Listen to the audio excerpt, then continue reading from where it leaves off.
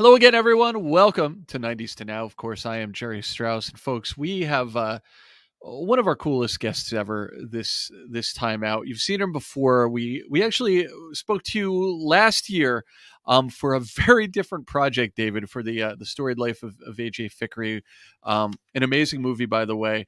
And now we're talking about something really a complete 180 on the spectrum.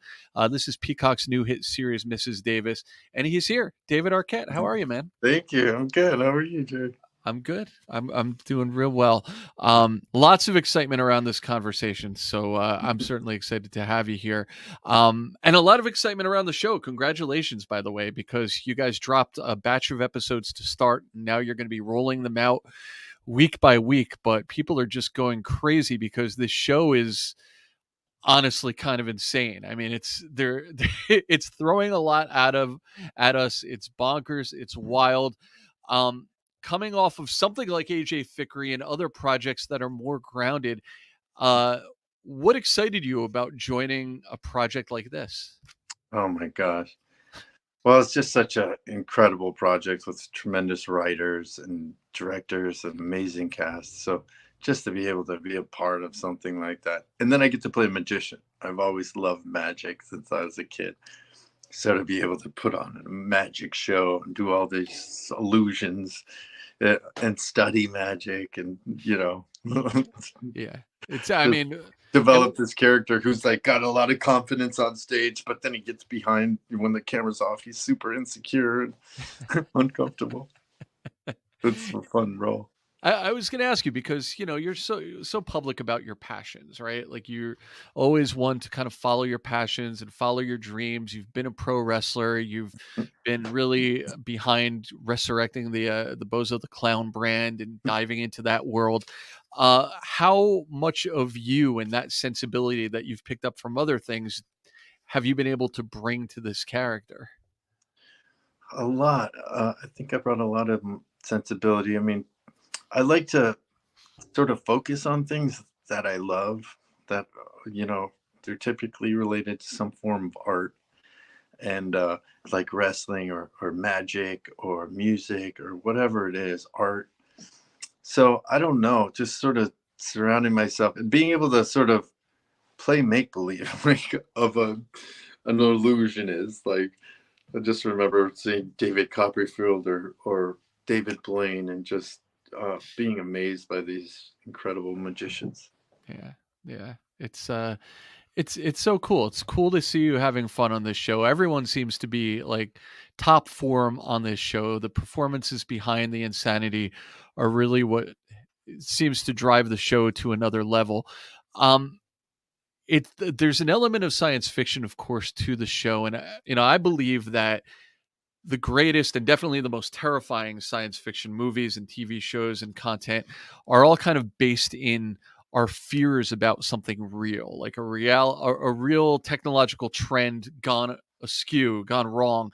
And we definitely see this in Mrs. Davis with, the idea of artificial intelligence and how much that is really affecting our lives today here in 2023. Is that something that you've were kind of aware of and you can feel as this kind of overarching effect on those who've been watching the show? Yeah, definitely. I was aware of the AI. There's a lot of talk about it, but when we read this, we'd heard about AI. We weren't quite as clear as what it could do. Now it's alive and it's out there and it's writing people's, term papers or whatever it's doing. you know, Lawyers using it to write drafts and then revise them and all that. But I don't know. It's a pretty interesting world, and sort of the timing's pretty amazing too. Almost as if AI was behind it. Oh No, my God. no, I'm just kidding. But yeah, it kind of did line up. There were a lot of things that kind of lined up in this really kind of eerie, creepy way, where it's like, I don't know, the way they sort of explore religion and magic and AI and technology and belief and all these things. And also the way they balance humor and like real dramatic moments and, these subtle uh, jokes. I don't know. It's a really kind of show you can sit back and just really go on adventure and just not question any of it. Just like, what is going on? Yeah, it's one of those shows, and I know people are, there's a lot of people watching who maybe haven't started it yet, and are who are also watching it, or the episodes that have been released so far for the second or third time, because it's such a deep show. It's so rich with things to pick up if you watch it again and again. Yeah, And speaking of which, we heard again and again, once we announced that this interview was happening, we heard from, our viewers and fans of you again and again and again. We are flooded with questions for you, man. So, cool. we are going to do our best to get through a good sampling of them. We're Yeah, going to shout as many people out as possible. We're talking all about different aspects of your career. Are you ready? sure. I love this. Well, look, and I'm going to get the negative out of the way first, and I'm not Good. going to do these individually, but I It's got to okay. ask you, because a lot of people know you primarily from your kind of endeavors in the pro wrestling world. A lot of people know you from your documentary, of course, from 5 years ago, You Cannot Kill David Arquette, which was an amazing redemption story. And the whole story behind that is this idea that you're just a guy who loved the art of pro wrestling, got into it. The wrestling fandom absolutely rejected you. 20 years ago, or I should say about 5 years ago, you decided you're going to give it another try and kind of right that wrong and try to get that respect from the fans and try to, just do things, I guess, in their eyes, perhaps in your eyes, the honorable way to do right by the pro wrestling world. You did so. And I got to tell you, when I put out the call for people to send in questions for you, I still got a huge batch of people from wrestling fans, a batch of questions and comments, just kind of, F David Amazing. Arquette, like why did he ever step in a wrestling ring? Like they're never going to let it go. How do you Yeah. feel about that now that you've gone through that journey? Does it still bother you? Yeah, it doesn't bother me quite as much, to be honest with you. I mean, I love wrestling. That's why I got into it, if that's the question, And that's really what I've noticed is like the ring announcers, the people scheduling the travel, like everybody, the promoters, everybody loves wrestling. That's why they're in the wrestling business. Yeah. So that's why I got into it. That's why I did Ready to Rumble, because I got to meet Macho Man and work with Diamond Dallas Page and Right. Rey Mysterio and all the Booker T and all these guys. So it was a great thing to be a part. And then they, made me the champion. I should have said no, I guess, but it was always a dream of mine. So I decided to say yes, and people have been mad ever since. I don't know. I sort of addressed it in the documentary, and a lot of those people who probably wrote that didn't watch the documentary, or if they Mhm. did, they still have the same opinion, which is fine. It's not a really big deal, but I enjoy the wrestling world. It's such a complex, interesting, crazy world to be a part of. Yeah, yeah, definitely. Yeah, and I think that anyone who's watched that documentary and catch it if you can streaming where it may be streaming right now, because it really is an amazing story, and it shows that you're truly a guy who jumped into that world purely because of your love for it. You put your body through things that no human being probably should, just for It's the love of so the game. painful. Wrestling is like the most painful thing. Yeah, yeah. Um, of course, besides wrestling, you knew a lot of people were going to come through with questions about the Scream Sure. franchise. So we're going to get to a sampling of those as well. Um, from Horror School 3286, let's start here. What does your work in the Scream franchise mean to you? Now that you're looking back, you're on the other end of it, personally, professionally, what does that body of work mean to you? Wow. I don't know. It's pretty much the most significant role I ever got to play, because I got to work with Wes Craven, Courtney Cox, and then I ended up having our daughter named Coco Arquette. So that really, as far as work and life kind of uh, coming together, that was the most important. But then I'd say Scream 4 was another really important one, because then at the end of it, I met my new wife, Christina, and that's another gift sort of that Wes sort of set up for me by keeping me around. And Mm, just playing a role like that, you don't get an opportunity a lot of the time to be part of something that lasts that long, yeah. that people have such an emotional connection with, that is so important to a lot of people, that they really find a lot of joy in, that they've grown up throughout the years watching. So they feel like these know these characters, and they really have a personal connection with them. So that's a really special thing when you meet fans and they're like, Scream was our first date movie. Now we've been married 25 years. Like that kind of stuff is really sweet to me, and I love it. That's awesome. BBBBBB Dubs 177. What's a story from on set uh, that you've always wanted to share, but it's just never come up in an interview before? And I think they're talking about on the set of the Scream movies, but let's open it up to your entire career. Is there any just super entertaining story that you'd love to tell about making any of your, well-known projects that you just haven't really had a chance to talk about? Hmm. Um, I don't know, like specific scenes or anything. I don't know. There's one scene where in Scream One where we're walking up the hill, and I'm with Gail's character, Courtney's character Gail, and a flashlight, and a car comes, and we jump and roll over, and we kiss for the first time, and that was kind of a funny scene to shoot because Wes was there, and he's like, "All right, you're gonna have to remove her headband because we have to lose it for continuity, and so that when you take that moment, really look into her eyes.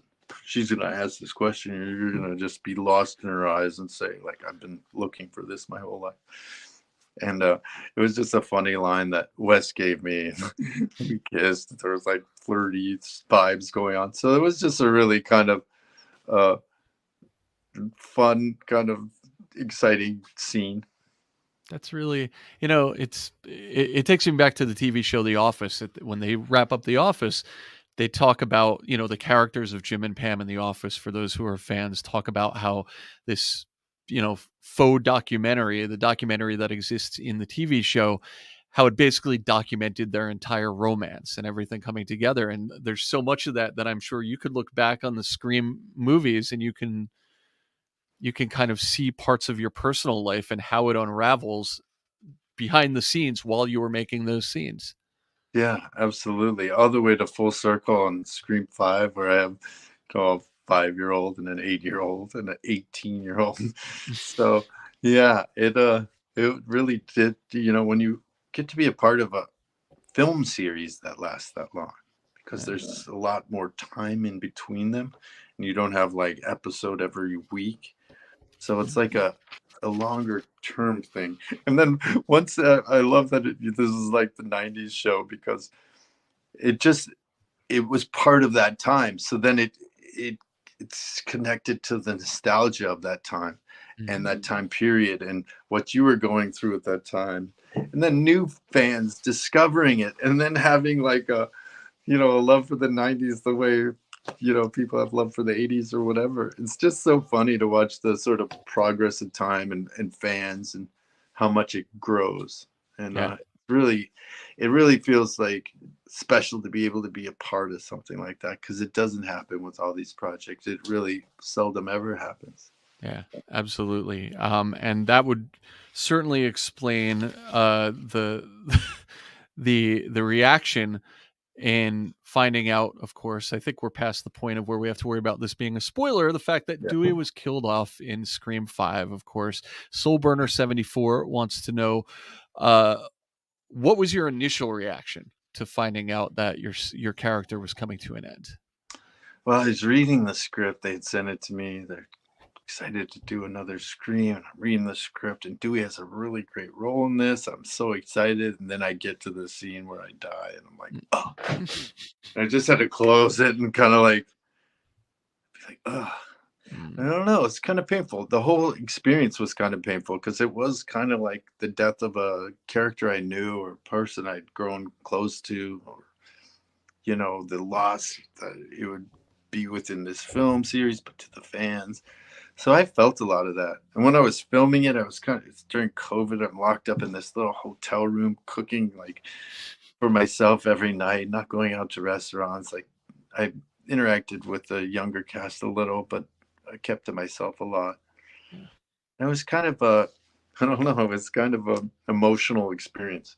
yeah, But yeah. when I all came, it just you have to get to. I got to a point of just gratitude to have been a part of it in the first place. Well, that being said, uh, and several people asked versions of this question, but Red Rum 237, would he ever consider returning in flashbacks or in some form, whatever form that may be? There was mention of perhaps a prequel, some sort of a t like a series, a TV series, kind of looking at Dewey maybe from you know somewhat earlier years. The lost years. Yes, exactly. The lost years between like when they broke up and when he like got down in the dumps. Yeah, I think there'd be a lot of stuff there. Yeah. Maybe more rebellious, kind of a little more angry, angry Dewey, which is funny to play because he's such a dichotomy. Like I think whenever you play the extremes, a police officer that doesn't get any respect gets laughed at. It's just something really funny about that. So even Dewey being like a tough like guy is funny. Like there'd be a lot of humor within that. Yeah, yeah. Is that something you would be open to, like revisiting that character if the situation were right? Sure. I mean, you always want to like, I don't know, you want to make sure it's the right setup and everything, and it makes sense doing it. You don't want to just do it for its sake. But Right. yeah, I'd love to. I love those, those films. So to be a part of it in any way. Cool. Abby, one of our newest members at the 90s to Now Facebook group, would like to know if you could play any type of character that you haven't played before, what would it be and why? I've never played like a soldier in war. Hmm. It'd be tough. I know that would be kind of a grueling experience. Um, I've never been part of any superhero franchise. Hmm. So I love DC and Marvel and all those sort of genres. Ah, Star Wars, I love those worlds. I don't know if it's like I'm too recognizable or something or whatever it is, like to like take you out of it. But if I could be a part of any of those worlds, I would love to. Because they're all such like they have such great fan bases. They have like just this history and this I loved them as a kid as well. So yeah, it's just a continuation of stuff I love. cool. Um, Mutant 92, what acting role would you most like to be remembered by? If your career ended tomorrow, we know it's not going to, but everything you've done so far, in your mind, what's your signature role? Oh man. I mean, my signature role would definitely be Dewey because it's the one I've done the most. Yeah. It's kind of close to me in a weird way, like his humor and his awkwardness. It's very close to me. Um, Is there one that you're most proud of beyond Dewey? well, there's an amazing film called The Gray Zone that Tim Blake Nelson directed. That I got to work with some amazing actors. It's a really profound story about uh, the Holocaust and Sonder commandos who are other Jews that kind of convinced Jews to go into the gas chamber. Mm. That's a really powerful film. I learned a lot on a film called Dream with the Fishes that's now available on Blu-ray. They just released it, which is really a sweet film written by, directed by Finn Taylor, who it's sort of autobiographical about a friend that was uh, dying of a terminal disease and himself who was kind of suicidal at the time. So it dealt with a lot of that stuff. There's a lot of like, I don't know, anybody, who's feeling down, 988 is a suicide prevention line. If you need to talk to someone, it's just because there's so many, it's just painful. It's hard. I hear a statistic that 22 uh, veterans Mm. take their own lives, Yeah. and it's just something that we got to like start addressing and really providing them some support and let them know that they're not alone and that it will get better. I personally have a lot of like pain and like deal with stuff and just kind of like, don't let those negative thoughts and that, negative voice, be as powerful as it can be sometimes. So I don't know why I went off on that tangent, but Yeah. No, sorry.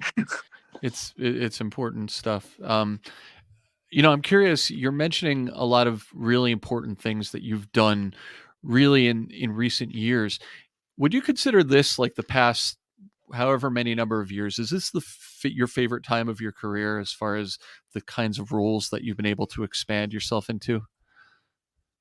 um, yeah, I guess so, but it's kind of outside of career. It's just the point in my life where I'm feeling very, worked on my relationship, trying to become a better father, learn from my mistakes, and you know, so just be at peace. I'm at peace a lot more.